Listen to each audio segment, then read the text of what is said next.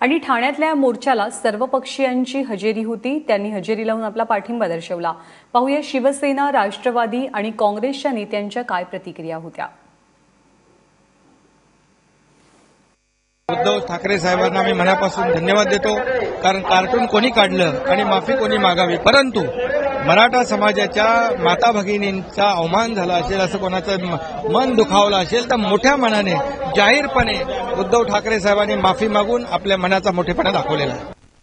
काँग्रेसने आरक्षण दिलं होतं आणि ते तुम्हाला चांगले वकील देऊन टिकवता आलं नाही आणि गेले 1.5-2 वर्षामध्ये जी हयगय चालू आहे, जो हलगर्जीपणा चालू आहे, गेले 1.5 वर्षामध्ये यांना अॅफिडेव्हिट देखील सादर करता आलं नाही। काल हायकोर्टानं देखील दापलं त्याच्या संदर्भामध्ये, त्यांनी परत मुदत वाढवून घेतली। हे पूर्णपणे या ठिकाणी असंवेदनशीलतेचा जो काही सरकार उदाहरण देते लोकांना। जवळपास 35% मराठा माय भगिनी देखील सहज समाज रस्त्यावर आहे आणि टाहो फोडून सांगताय आरक्षणाची मागणी पूर्ण झाली पाहिजे आणि दिवसेंदिवस हा असंतोष वाढत चाललेला आहे आणि एके ठिकाणी तुम्ही राजकारण देखील करण्याचा प्रयत्न करताय, फूट पाडण्याचा प्रयत्न करताय, दोन समाजांमध्ये संघर्ष लावण्याचा मंत्र्यांकडनं प्रयत्न केला जातोय।